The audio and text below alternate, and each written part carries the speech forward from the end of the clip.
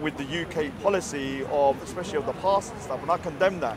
But the only thing I have an issue with yourself was that when you came to the park originally, I just didn't feel you was honest about who you was.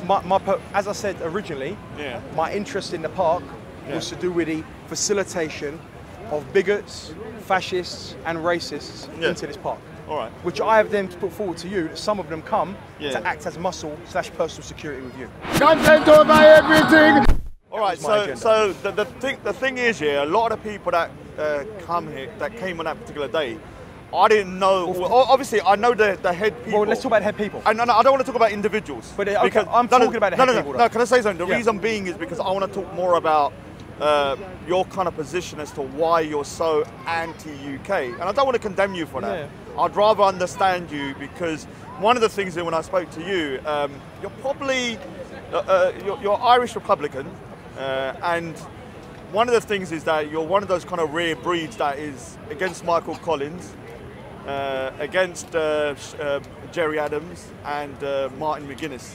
So you don't really agree with any of the kind of agreements that they come up with, which is quite a strong viewpoint for because I haven't really met many Irish people that think like you. They either agree with the peace agreement or they're not 100% with it, but you're totally condemned the peace agreement, do you?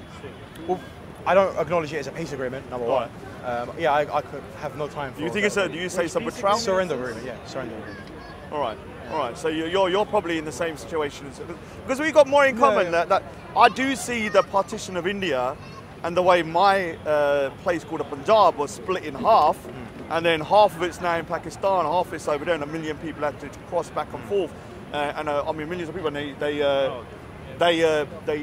lot of people died in that particular process. So for me, you know, when I speak to an Irish person, I understand, you know, there's so many atrocities that have happened to the Irish throughout the centuries. But the only thing I kind of I find kind of difficult to understand is your such a hardline stance about any kind of peace process.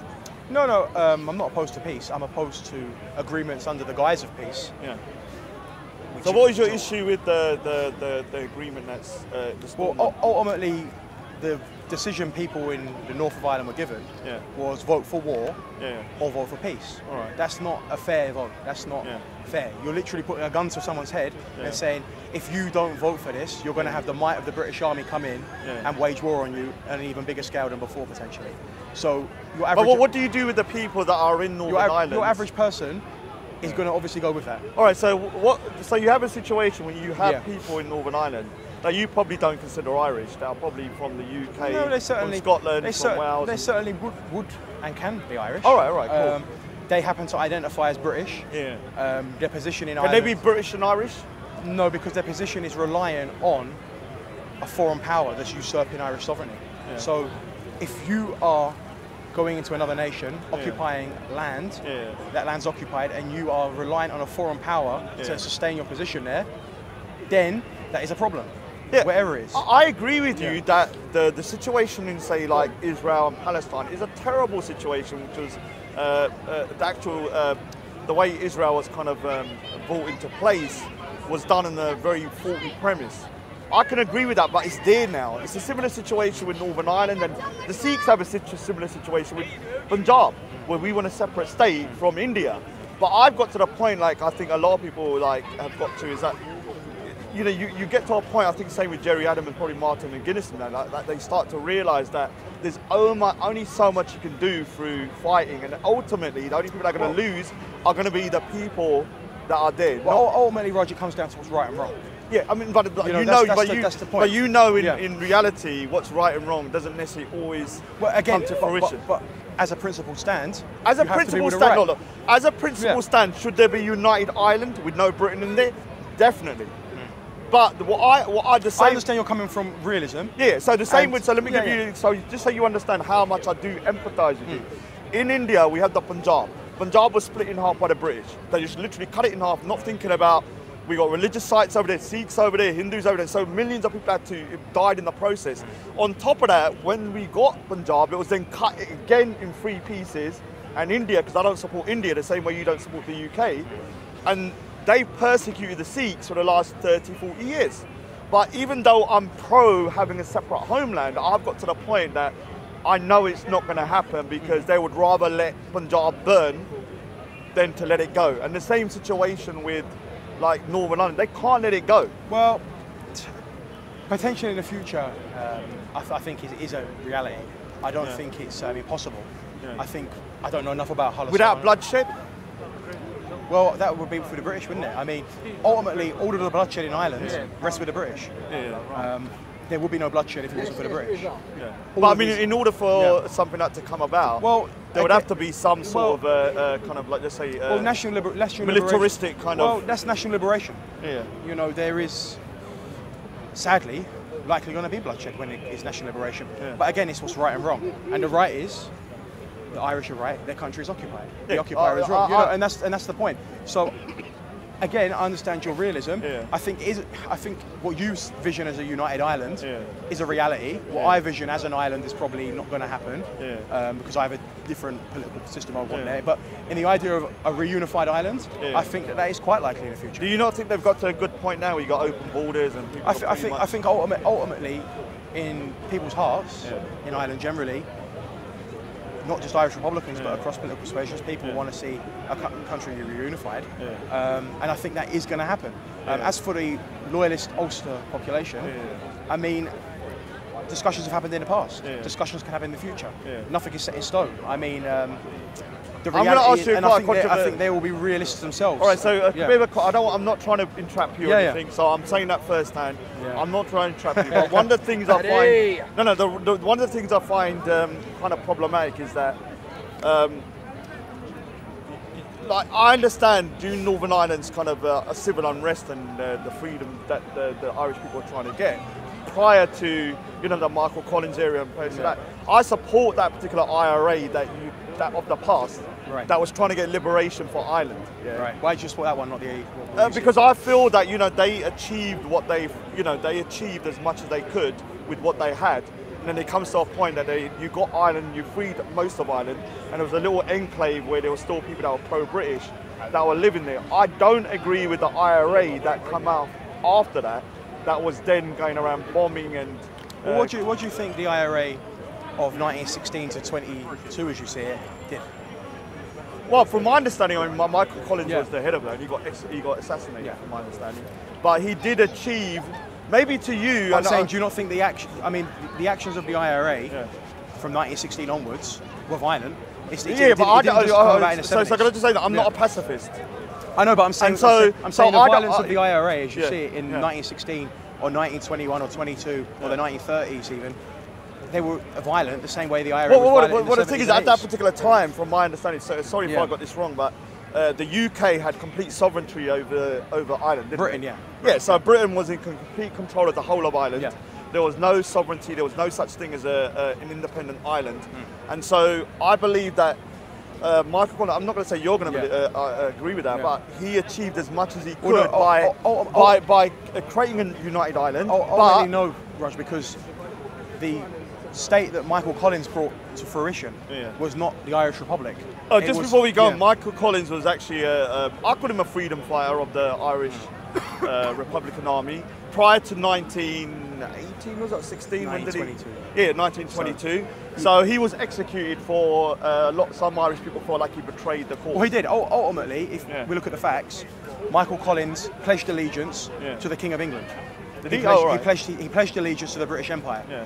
Now, that is an act of treachery. But did he attain a sovereign island? No, it wasn't sovereign. That was the state he attained was known as the Irish Free State, which was a state within the British Empire. So what is the difference from the island that we have now then to the island that was originally? Well, how you doing, man? What is the island that we have now compared to the island that he created? Well, I would see it as the same island. I would see it as a continuation of the Free State, and it would just have a different name.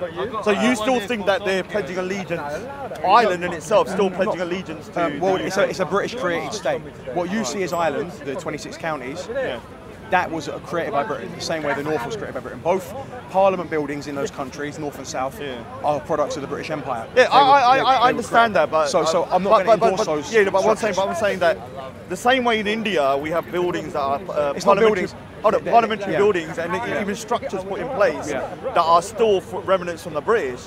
It doesn't mean that you can't use those structures if they work. They're not remains. They are ultimately controlled by the British, financed by the British, and dominated by British politics. That's different. So it's not a case how can you prove that though? Because I mean, well, if we start with Stormont is funded by Westminster. It's no secret. Stormont's in Northern Ireland, though, isn't it? In the North Island, it's funded by Westminster. Yeah, but that's Northern Ireland. I'm talking about the Irish Republic. In the Free State, Leinster House was created by a British Act of Parliament. It's also known as the Door. After independence or prior? After what you would see as independence, after 1921. After the creation of the Irish Free State. This Parliament was created by a British Act of Parliament. So the idea that an Irish Parliament created by a British Act of Parliament is in any way sovereign or free is nonsense. Furthermore, the political parties that entered that building all worked against and continue to work against the Irish Republic proclaimed in 1916. So it's a usurping body. It's also a partitionist parliament. So Irish Republicans reject the border imposed by Britain. These parliaments are partitionist in nature. They are there to ensure that the actual Dáil Éireann, which Irish people democratically voted for and endorsed in 1918, and Britain went against democracy, and it's the 100 years anniversary now, it usurped that very structure. So that is why Irish Republicans would have an issue with it, would not recognise it and see it as illegitimate, because ultimately it usurped what we saw as our legitimate parliament, which was voted for democratically by the majority of Irish people. So I mean, what I understand, like I said, I empathise with your plight. I empathise with the Palestinians, but I'm also empathise with my own people, who's much more closer to me. But I'm also a realist.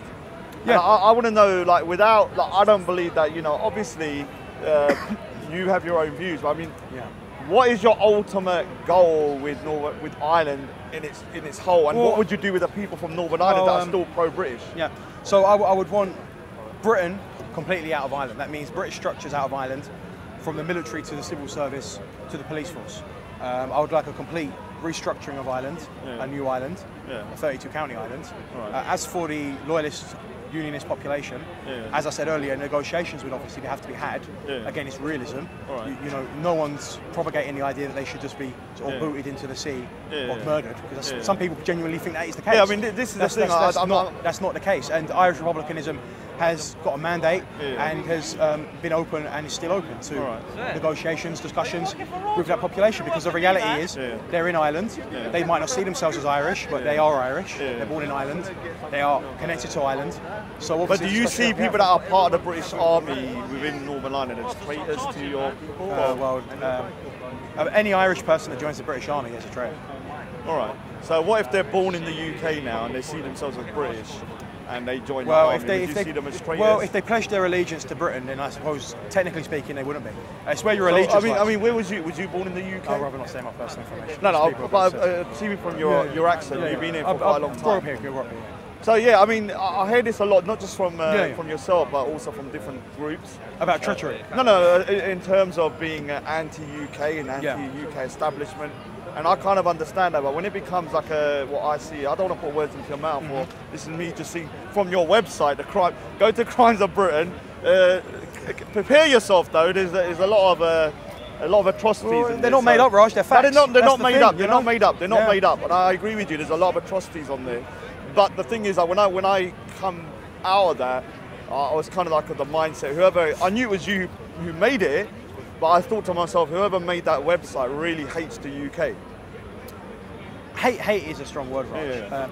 I think the British Empire has to be looked at factually and not romanticised. No, I don't romanticise it myself. Furthermore, what I see is the continuation of the British Empire, which is British foreign policy of today. I see that as well as something that needs to be criticised, highlighted, because I believe it is rooted in the empire. So someone has to do it. It needs to be documented. There needs to be factual information. Does it come down to hate? At the end of the day, yes, I do hate British foreign policy, and I do hate the British Empire. So, what do you think about every country has to have a standing army? So, what do you expect the UK to do? Well, when you're condemning British soldiers, they are British.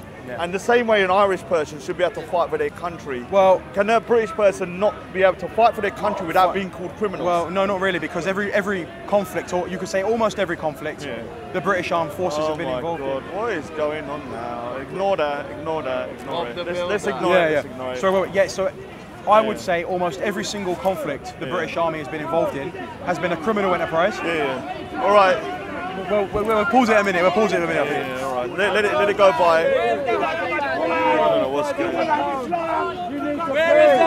I actually think what I want to do is actually let's continue this conversation next time. Let me research a bit.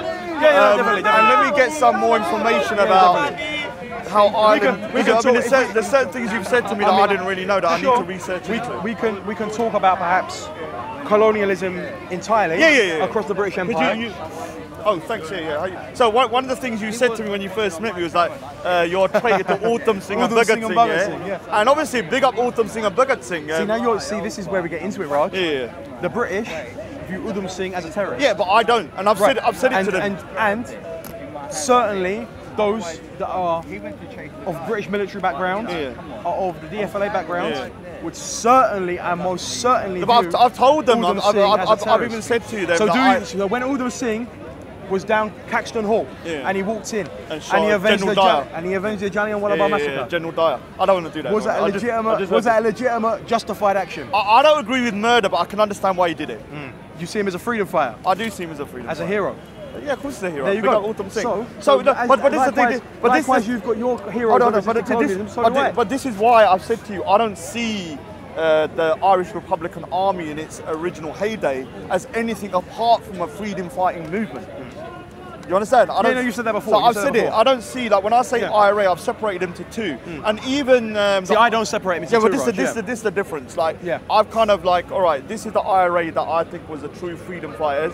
And that was pre-1922 or 1921. And then you have the IRA of today, which I can understand their plight. Don't get me wrong. And I don't want to say I support them, but I can understand why they are so frustrated and angry. But the same way that I don't condone my own Sikh people or brothers. Baba Khalisa. Bindrawala and so on. Although big up Bindrawala, people would say, look, so what it is one person's freedom fighter is another person's terrorist. Exactly. And so I know the nuances of when I say big up Bindrawala, other people, even within the Sikh faith, called him a terrorist, and other people love the man like I do. So I understand. This is why I do empathise with what you are. But the only reason we fell out wasn't because I disagreed with you. Our falling out, Raj, was because of the fascist facilitation. All right. As a fascist all right. So we could talk more about that next time because that's our disagreement. Because the thing is, I don't want to because I'm almost like I got Tourette's here. And I want to say something. No, listen. And I don't want it to go on a bad note. That's our disagreement. Our disagreement's not even about history. So let's keep it like what I'm trying to do with individuals now. Is to try and keep things onto a... no Tourette's, yeah? No, yes, I'm like about to say something. I was about to ask you a question, but I know it's going to be too controversial. So what it is here, what I want to do is to, with certain individuals that I know, if I talk about a particular topic, it will go left. Right. So what we can do is to talk about stuff that we do slightly agree on, but have different takes on. So one of the things is obviously about Irish nationalism. We're doing one on the British Empire. The British Empire and how it's affected, say, India and Ireland. The two, because we know that some Sikhs did actually support even who was it? Autumn Singh went to Udham Singh met the IRA in London. Udham Singh met the IRA in London. I know. Big up Autumn Singh. So see, you're big enough a man who met the IRA in London, and at that time the IRA were blowing up London. Hold on, but the IRA, even in that time period. I can still understand. All right, we're 20 years on now. This is 1939, 1940. Yeah, but I'm talking about the IRA of the 80s and the 90s. Yeah. I still see them as slightly different from the IRA of that particular time because the colonialism was so strong then that even though the oak of the British was, let's say, officially gone, I could imagine it still having a stranglehold over Ireland. Well, of course it did. In the 70s, 80s and 90s, the British waged a war on the North of Ireland. A brutal war. Well, we can talk about that as well. We can go on to your viewpoint of how you saw it. Because obviously as someone from the UK, I've got a skewed version of what that particular, let's just say that particular kind of like civil unrest was about. And that particular, you consider it a war. So we'll carry this on and let me do a fist bump. You do fist bumps, don't you? You almost did a handshake, Do you know what, Tourette's? I was about to ask you a question that would have blown up, No, let me say that again. Not blown up, but literally, I was going to say something. Listen, I know you're going to ask me. I know you're going to ask me. It was about Seeker's Corner. I know it's about.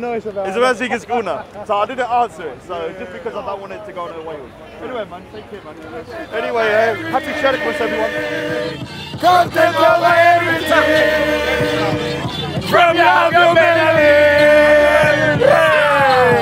Man say it straight. Man don't listen to BBC. Man don't listen to ITV. Man, you're like a man. He's 9-9. Go